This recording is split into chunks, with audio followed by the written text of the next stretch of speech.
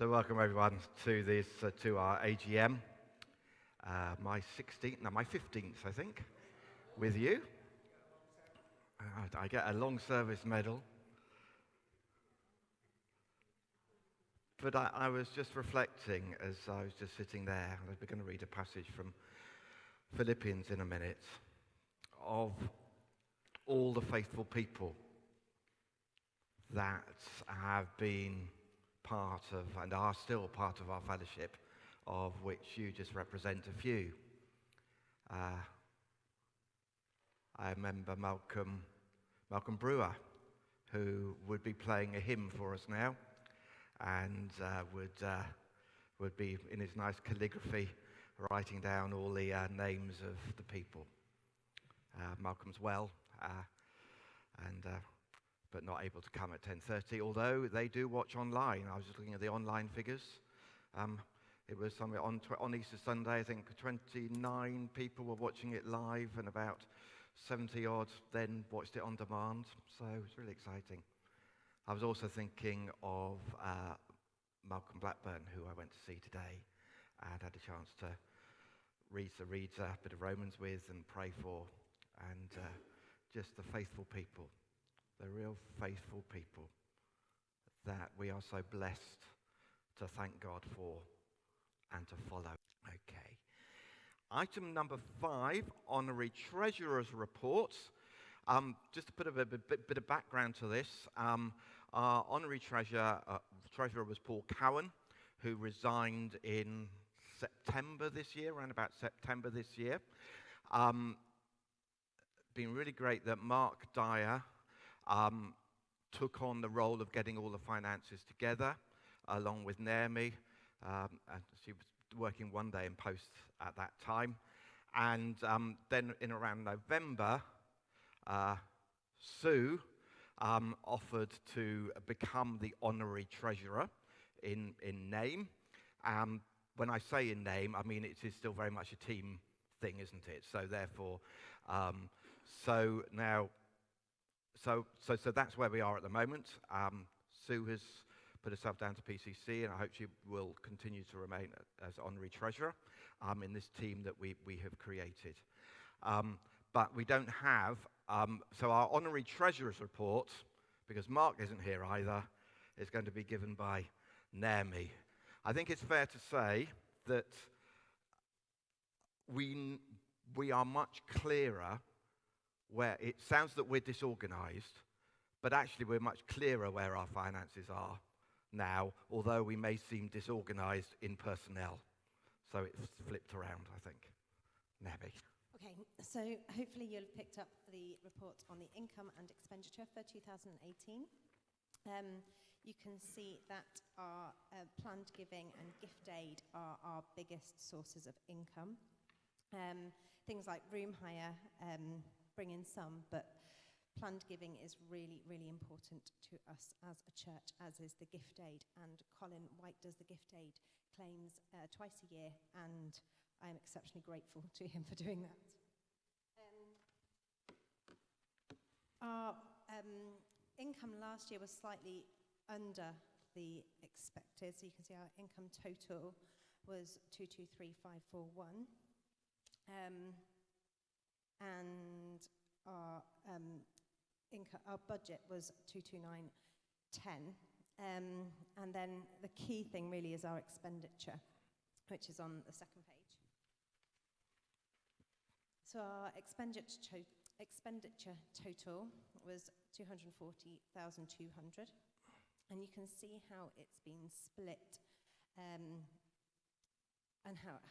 the amounts that have been spent on the different areas. You know, our parish share, our mission giving, our salaries, and the running expenses and the utility bills. I have got quite a lot of more additional information on those, and I can drill down into those figures if you need me to, or if you have any questions. And I'll try and answer any questions as best I can. If I can't answer any questions, I will write them down and get back to you when I can check with Mark Dyer, who knows all of this inside out. So that's where we're currently at.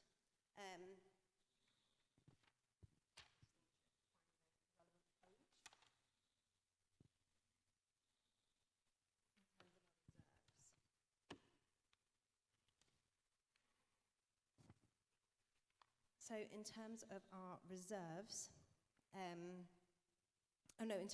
terms of our excess expenditure, so we had budgeted that we were going to be 31,936 over in terms of our income. We were actually only 16,659 over. So we did draw down from our liquid reserves last year. We now have liquid reserves at the end of 2018 of 77,333. So there are some liquid reserves available. And as you probably know, we have been working to really encourage people to look at their giving as we are running a deficit this year. Making it as easy as we can for people to give to church and making that a kind of part of generosity part of our culture. So that's where we're currently at. Any questions? I'm dreading this. Any questions? Thank you, Naomi. More a comment. You've also been trying to make savings, Naomi, whether you wanted to highlight some of those, like, in the office and things like that. Yeah, so we're looking at basically everything we spend, everything. So, for example, like the people who service our alarm, our building alarm. When it's like the same as when you're in your house. They just put the cost up every year, and if you don't challenge it, they just keep putting up a bit more. So every bill that comes in, I've rung them up and challenged them, and I have managed to make some savings. And just looking quite carefully at everything we pay for and questioning why we pay for it and why we're paying certain amounts. In most cases, we're absolutely right to be paying what we're paying, but if we can bring it down, we are bringing it down. The photocopier was a big one, so we have saved quite a lot of money on photocopying. So just kind of almost to reassure you that we are trying to be really good stewards of the church finances. Anybody else want to ask anything? Okay, thank you, Naomi. Item number 10, church annual reports. Everybody got their printed copies? Some people have got printed copies. Some people have read it online. Have you printed it off all yourself and used your own paper and ink? Well done, saved the church a bit of money. So we're not going to go through them.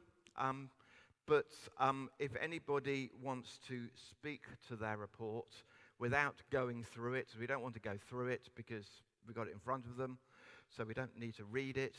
But if you've got any questions, then I actually haven't got one in front of me. So can I borrow one? Okay. So I've asked various members of the staff if they want to say anything. So we'll start with them, shall we? I think it's really exciting, and they're a bit embarrassed, really, that quite a lot of the pages are filled up with children and young people. I think they shouldn't be embarrassed.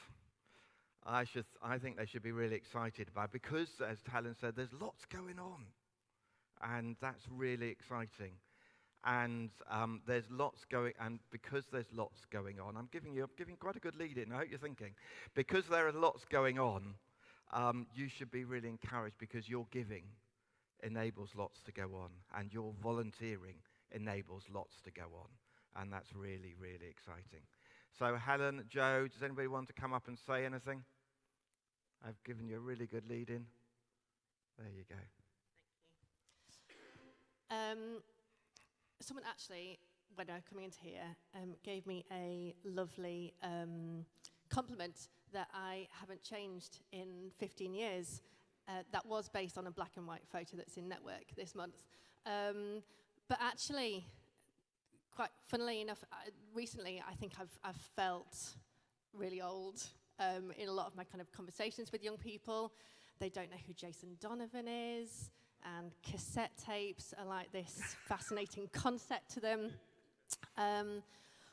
But I spent a bit of time with a couple of girls, 12 and 13-year-olds, and they were looking for some kind of reassurance from me that I was going to be their youth worker kind of for the whole time, and perhaps because they don't know any different. But I think actually it's that encouragement that it's not about age, and I hope I'm not just justifying my role here. But actually it's so much more than that. And I think so many people can discount themselves from getting alongside young people, doing youth work, volunteering because they feel too old. And actually I don't think that's the case at all. I think if you just love young people, that you listen to them, that you're interested in them, you spend time with them, then kind of that's all you need to do. So it'd be lovely to get more people. And I know everyone in the church does. They input into young people and they care about them and listen. And just if anyone actually takes that extra step and get involved, then that would be awesome.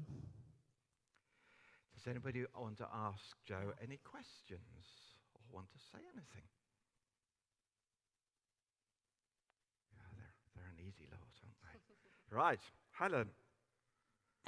For me, I just wanted to say a big thank you. We have a small representation of our wonderful church family here tonight, and I just wanted to say a massive thank you for the support and the encouragement that comes in so many ways from you people and from Mark and from PCC and leadership. I've been doing this job for 4 years now, and I'm so humbled and honoured that I get to do this, and I'm so blessed. And one of the biggest blessings of doing this job, to me there's two big blessings, and the first big blessing is that in doing this job, you really need to seek God, and you really need to come into his presence, and you really need to just snuggle up to him and just ask, what do you want for children? What do you want for families? And for me, that is such a highlight that I have to do that, and that I can't do this job without coming and seeking my Heavenly Father. It's wonderful.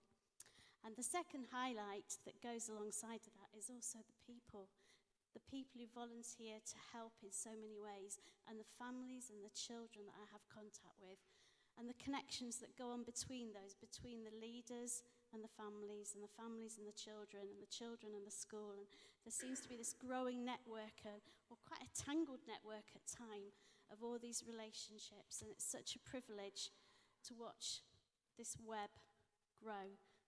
I just really thank God for every connection that happens, and thank God that I get to do this as well. It's wonderful. Thank you, Helen. Anybody want to ask Helen anything? No? Okay. Graham, I'm aware Graham is also a member of staff. We often forget Graham because we don't see him. He's sort of over there doing stuff. But we employ Graham as our CAP centre worker. We hear bits and bobs in the services of all that's going on. So that's given you at least 30 seconds to think. Graham, do you want to say anything? Well, my first year with CAP is up tomorrow, but I'm definitely staying on for a good long time because I really enjoy it. We've had a good increase in clients this year compared to last year. We've still got lots more capacity we could have. We'd like to see more. But I think, as I said in the report, one of the most exciting things for me at the minute is relaunching the CAP Money course, because it really gives us more avenues for getting into the community. And the exciting thing is seeing how the links that the church already has into the community and the ones that Ruth made through Food Bank are opening doors for me now with CAP Money.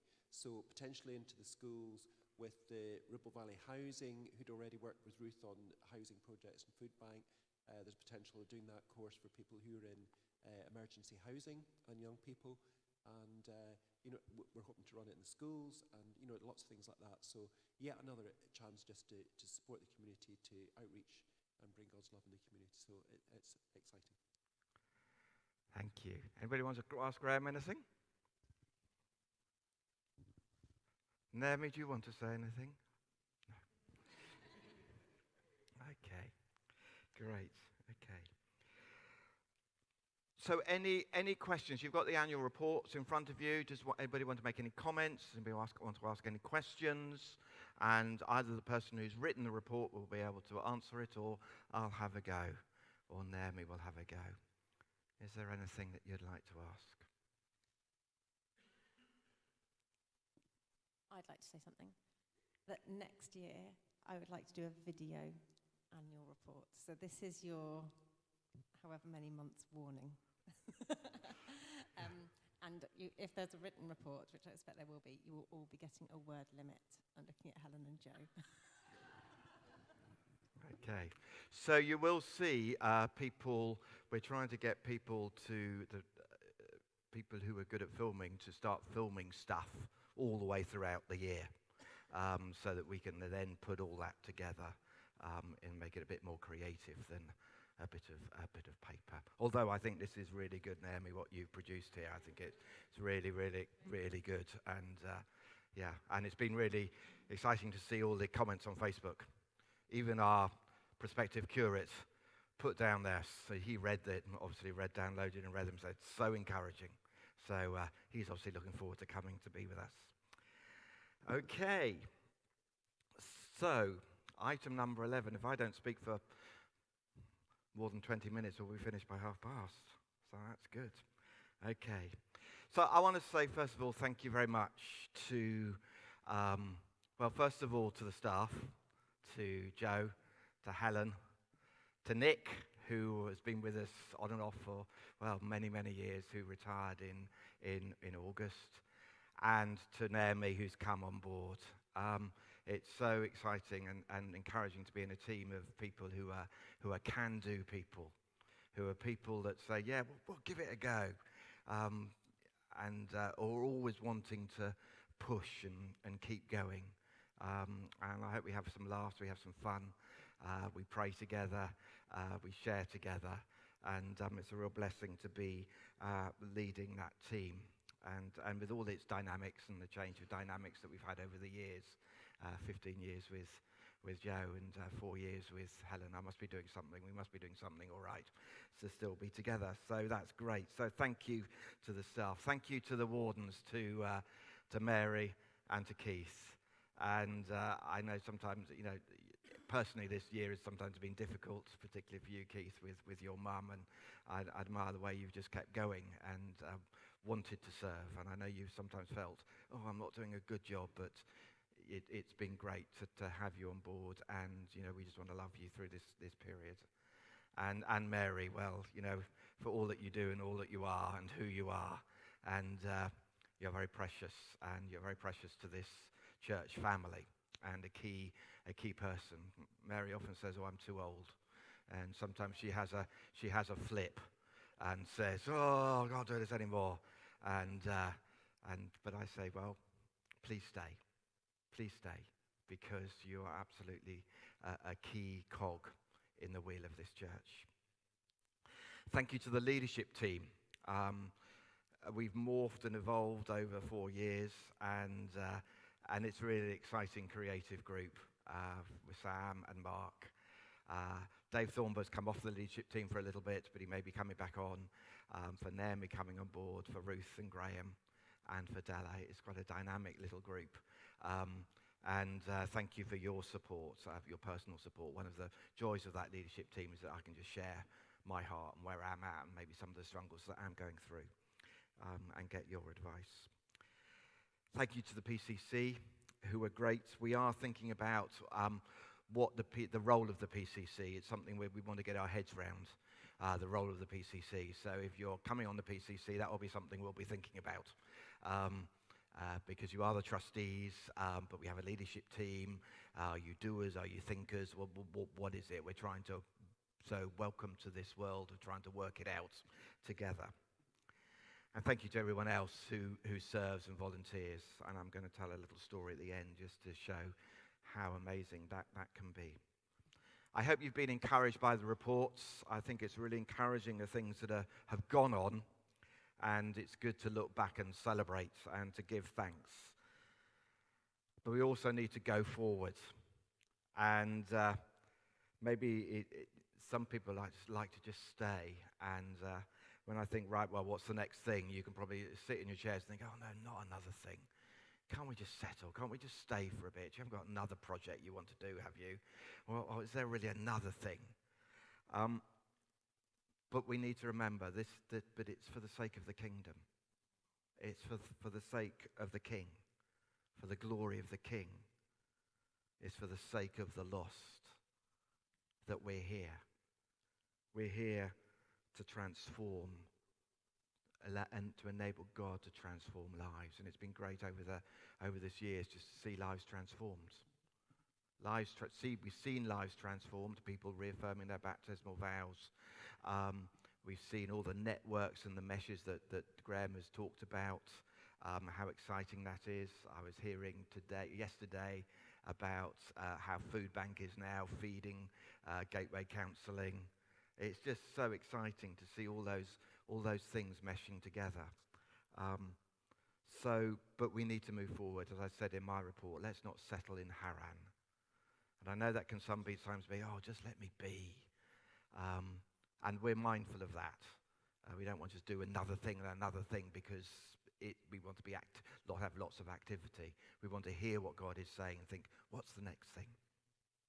So there's some areas in my report, so 7 areas that the leadership team and the PCC will be looking at. Those are the areas that we are focusing on. So leadership, vision, staffing, discipleship, outreach, culture, and our physical infrastructure. Have I got them all? Something like that anyway. So that's where we're working. I'm really excited that Naomi is on board. Often you have an idea and the timing isn't right. So we had this idea for an ops manager about 10 years ago. It didn't happen the way we wanted it. For whatever reason it didn't. But I think we're in a place now for Naomi as an ops manager to come along. And her task is really to look at that vision and to help us implement it. Help us to keep going forward. To help us to say, and to help us not say, help us to put the lid on, brakes on things. Hang on, we haven't done that yet. So what are we going to do to help us manage our way through this? That's what Naomi's role is. So it's a senior leadership role that Naomi's doing. But she is at the moment taking on board quite a lot of the stuff that Nick has done, which was more administrative and secretarial. And we may be looking soon in needing some secretarial administrative help, because we really want Naomi to be involved in the leadership, in the implementing, in the strategy, and as the tyranny of the urgent of getting the photocopier fixed or the magazine out or whatever can sometimes stop the bigger picture stuff that needs to happen. So that's something in the future that we're looking at, but it's really exciting to have her here. We have got a tremendous opportunity in the town to continue to seek to transform the town. The diocesan vision says, growing leaders, transforming communities, healthy churches, growing leaders, transforming communities. Is that right? You don't know, Naomi. Sam, you work for the diocese. Healthy churches, transforming communities.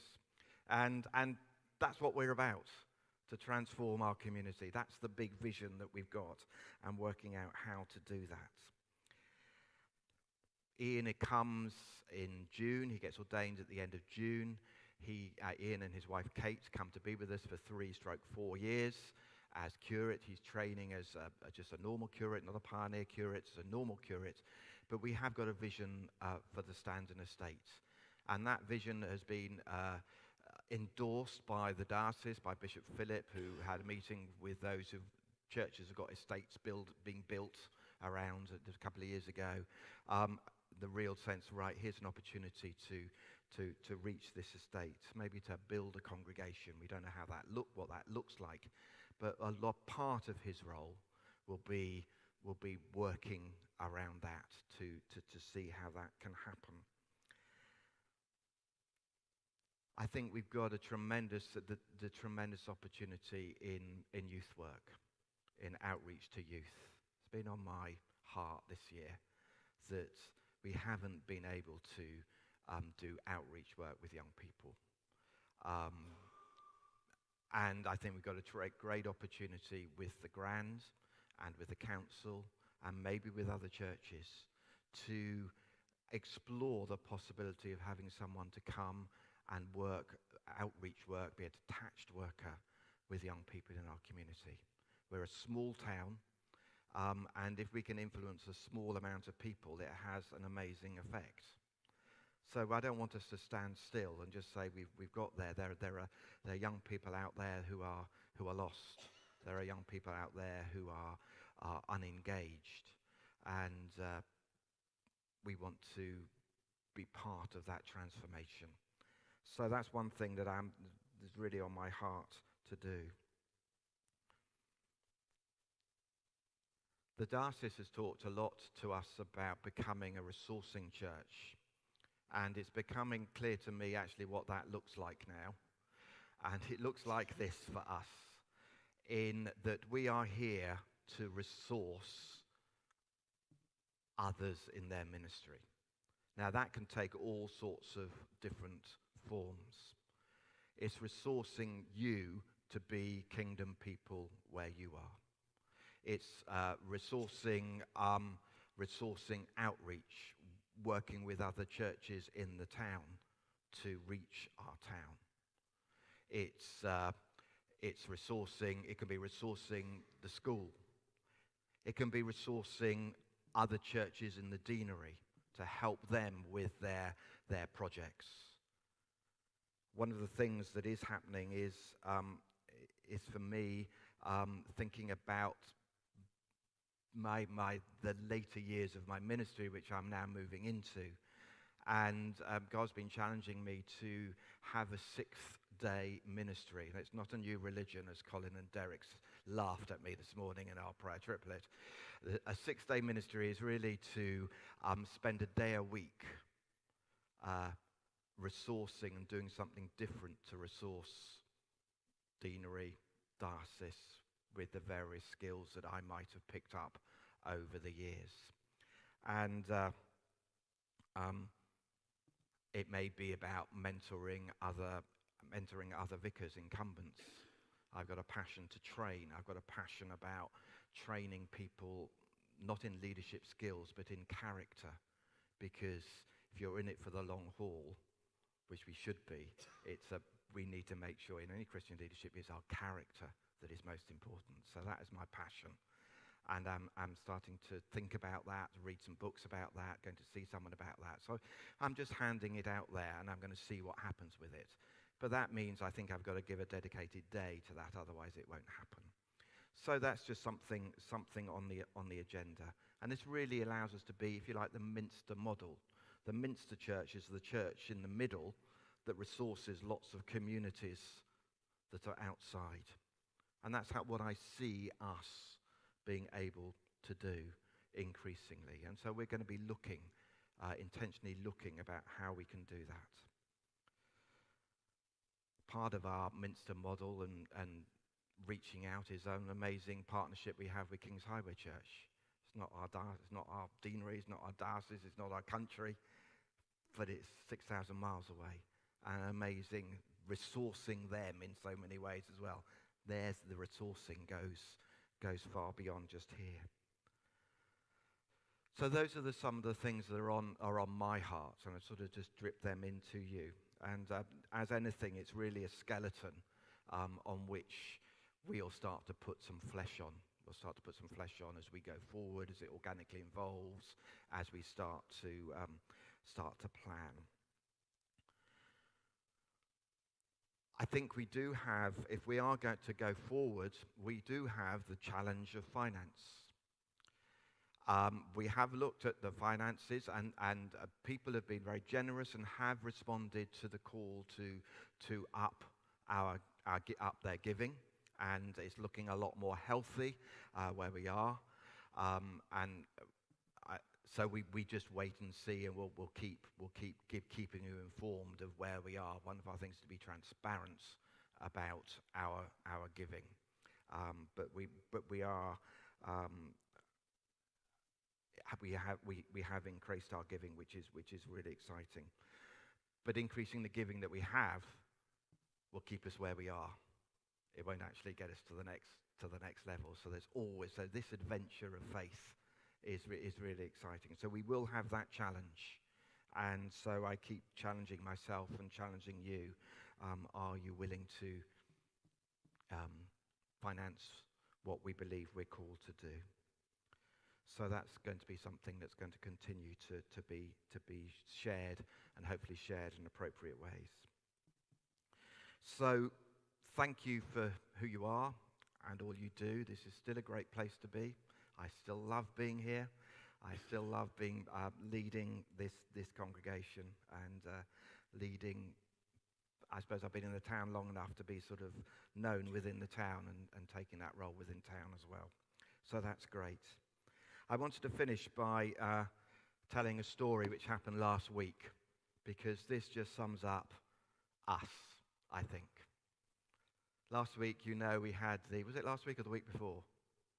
The week before, we had, time goes on, we had this place transformed into a prayer space. Isn't it wonderful to have that? Really exciting. In that week, we had 2 funerals. I've had 1 funeral all year, and then 2 come in the week. And 2 come in the week where we have decided to reorder, take everything out. One of those was Bill Seed's funeral, Ruth's husband. And we realized that actually this church was going to be packed, and it was. There were probably 300 people in here. And at about 9 o'clock on Thursday, a group of people turned up and just took all the chairs out, took the tent down, took everything out. And so by 10 o'clock, this place was back to what it is now.